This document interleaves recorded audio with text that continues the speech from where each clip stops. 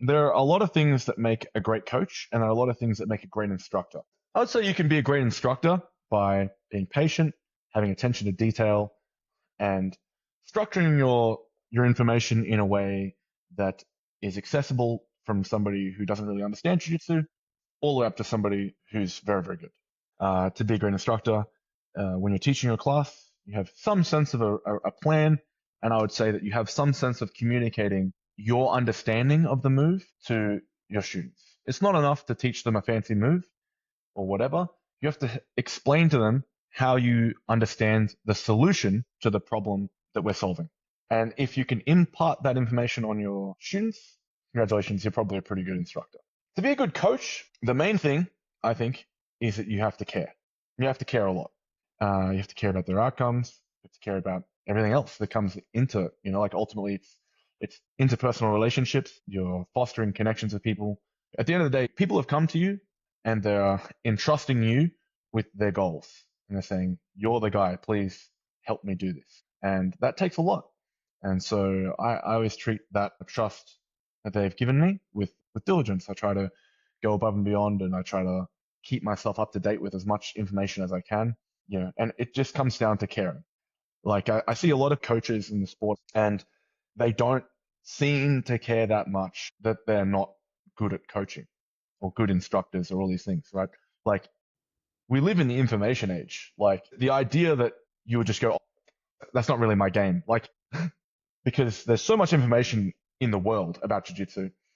And I think to myself, like, as an athlete, I have to be pretty selfish with what I pursue in terms of my own knowledge. Like, to me, as an athlete, I have to go, okay, does this fit the bill for what I need to be learning to develop my game? But if I was just a full-time coach, like if I'm just coaching and that's just my main gig, I don't have any competition aspirations, like, why don't I know like everything? Because coaching for most people that I've spoken to is like a thing that they do an hour or two for a day, and it kind of tracks on like this. But if you see your students not getting how to do something, we have access to information from the very best people in the world. Like Mikey Mizmeki's Birimbolo instructional. If you're a gi guy, why haven't you watched that? If you do no gi and you want to work on your students' passing, why haven't you watched Gordon's half guard passing instruction? It's unfathomable to me why you would discard the best information in the world if you have no aspirations for yourself. Like for me personally, I would love to learn judo. I would love to spend the time to get my gi on and learn about different gripping setups, because a lot of it's really foreign to me.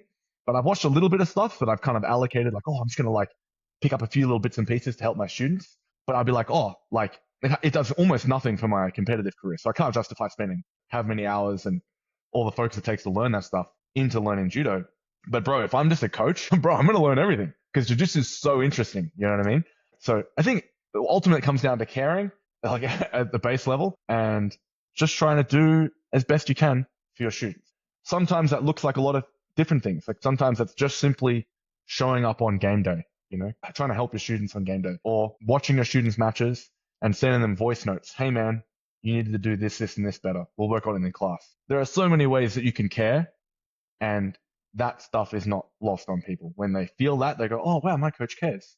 And that's, in my opinion, what it takes to be a good coach. Instructors and coaching, they're hand in hand for sure. But if you can be a good combination of the two, you can change people's lives with jiu-jitsu, I feel like.